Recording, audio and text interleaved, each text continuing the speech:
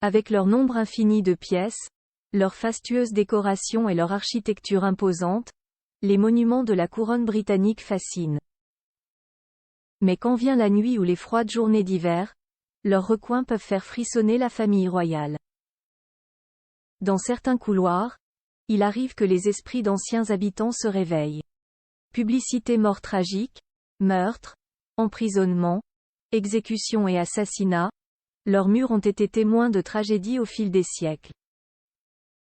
À en croire les nombreuses légendes et récits historiques, les véritables maîtres des lieux seraient les spectres esseulés d'anciens locataires, qui rôderaient en quête d'un salut. Les cloches de Windsor avec ses cloches qui tintent seules, le château de Windsor, à l'ouest de Londres, serait le plus hanté. Dernière demeure de nombre de monarques, l'âme de certains y régnerait encore. La lourde démarche du roi Henri VIII peut se faire entendre. George III a déjà été aperçu à la fenêtre de la pièce où il a été enfermé pendant 10 ans avant d'y mourir, sujet à des crises de folie. Élisabeth Ier hanterait la bibliothèque royale et plusieurs personnes de la famille royale l'auraient vu. D'autres fantômes vagabonderaient çà et là, dont celui d'un ancien prisonnier royaliste, criant qu'il ne veut pas aller à cheval, ou encore un jeune grenadier-garde qui s'est tué par balle alors dans les années 1920. 2 de ses collègues l'ont vu alors qu'il passait sur le Long Walk. Buckingham, le redouté. Le palais de Buckingham et son enfilade de 775 pièces est communément redouté. Peut-être est-ce pour cette raison que le roi Charles III tarde à y poser ses valises, contrairement à sa mère la reine Élisabeth II qui s'y plaisait.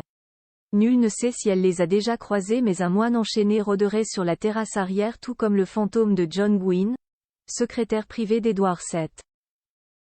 Répudié et obligé de divorcer de sa femme, il s'est donné la mort dans son bureau au premier étage. De temps à autre résonne entre les murs une unique détonation.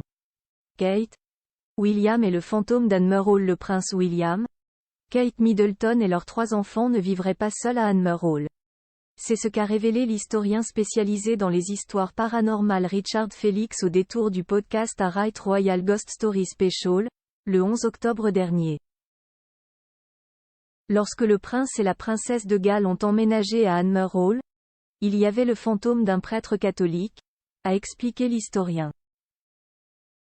Il vivait là et a été pendu et écartelé pour haute trahison.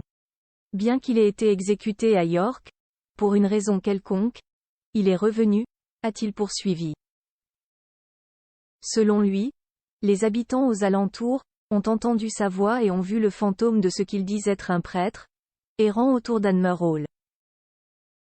Le prince William et Kate Middleton auraient été mis au courant de la présence du fantôme avant même de déposer leurs valises dans le manoir.